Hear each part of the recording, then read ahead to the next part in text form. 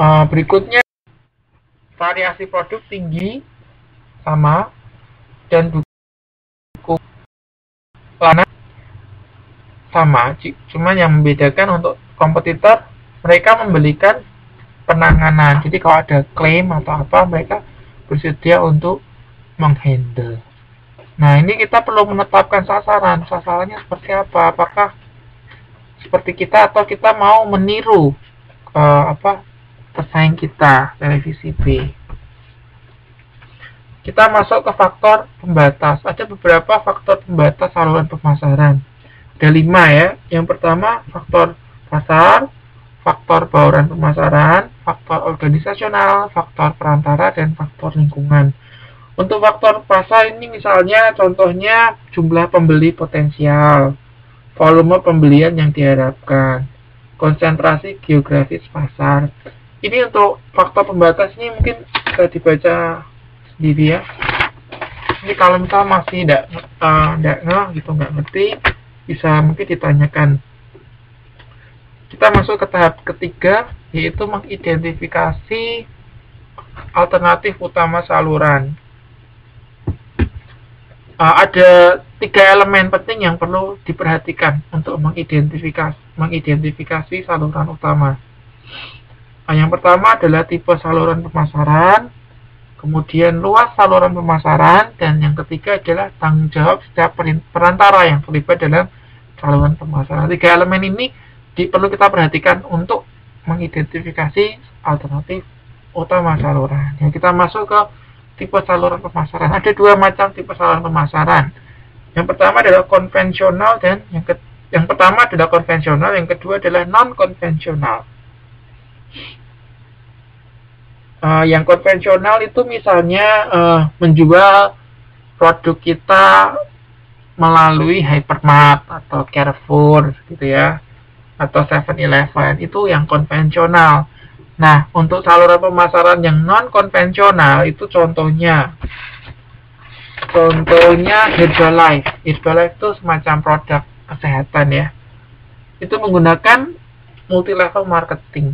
Multi-level marketing termasuk tipe saluran pemasaran non konvensional ya. Kemudian Avon, produk kecantikan wanita itu yaitu menggunakan tipe saluran door to door, pintu ke pintu. Ini dijual secara langsung.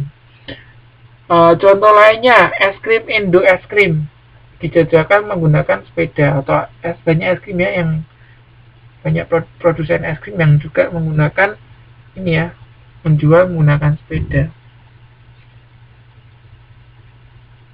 Terus ini juga ada minuman energi Lipovitan ya. Lipovitan ini juga konvensional caranya, yaitu menempatkan wiraniaga atau mbak-mbak yang menjualkan itu ya pada pompa-pompa BBM, pompa bensin, ditempatkan wiraniaganya. Itu salah satu bentuk atau contoh dari saluran pemasaran konvensional. Elemen kedua yang perlu diperhatikan adalah luas saluran pemasaran. Ada 3 macam tipe luas saluran pemasaran. Yang pertama, distribusi intensif. Artinya apa? Distribusi yang menempatkan produk di mana-mana agar mudah ditemukan pembeli. Strategi ini umumnya digunakan untuk convenience goods ya. Nah, masih ingat nggak ini convenience good? 2 minggu lalu sudah dibahas kan macam-macam barang ya. Ada convenience goods, ada unsold goods, ada special goods ya. Ini presenternya Mbak Munifah kalau tidak salah ya. Mbak Mujiati ini presenternya. Nah, ini kalau untuk convenience goods itu menggunakan distribusi intensif. Jadi di mana-mana disediakan barang mudah ditemukan. Kemudian berikutnya adalah distribusi selektif. Distribusi yang menempatkan produk pada tipe perantara tertentu yang dinilai memenuhi syarat. Misalnya, kemeja Aero hanya ada di departemen store kelas menengah ke atas, tidak ada di pasar tradisional. Itu contohnya ya. Jadi selektif. Tipe berikutnya adalah distribusi eksklusif. Pada area pemasaran tertentu, misalnya Jakarta dan sekitarnya, produk ditempatkan secara eksklusif pada 1, 2, atau 3 tempat saja. Misalnya ini pakaian Giovanni Versace, hanya pada 1 butik di Jakarta. Contoh lainnya, telepon seluler premium Vertu. Jadi ini HP Vertu ini HP yang mahal itu ya. Juga cuma ada 2, dijual di 2 tempat saja. Ini termasuk distribusi eksklusif.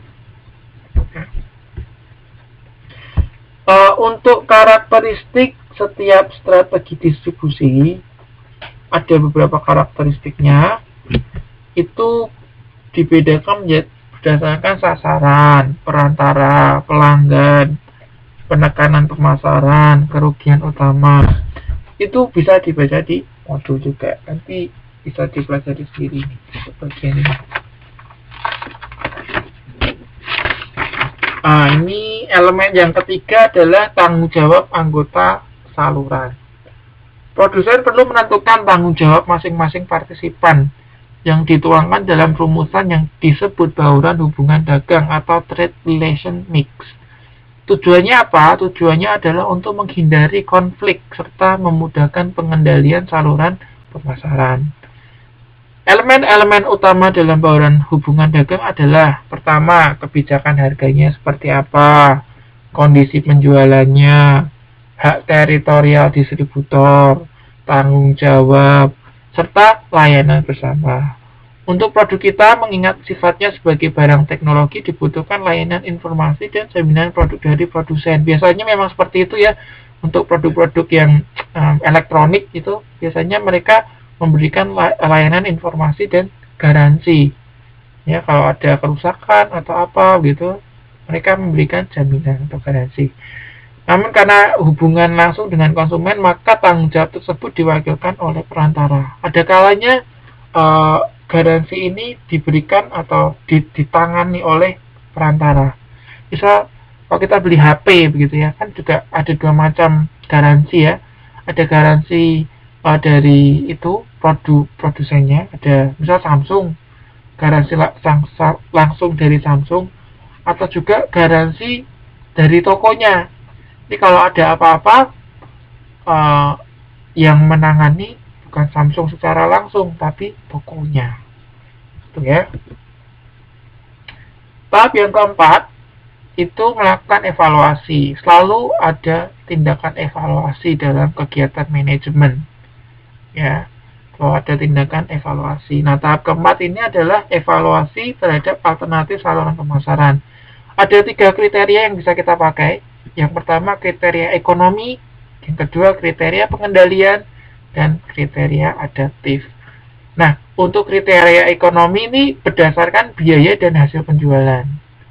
Untuk kriteria pengendalian, evaluasinya itu berdasarkan kemudahan. Apakah ini mudah dilakukan? Ya.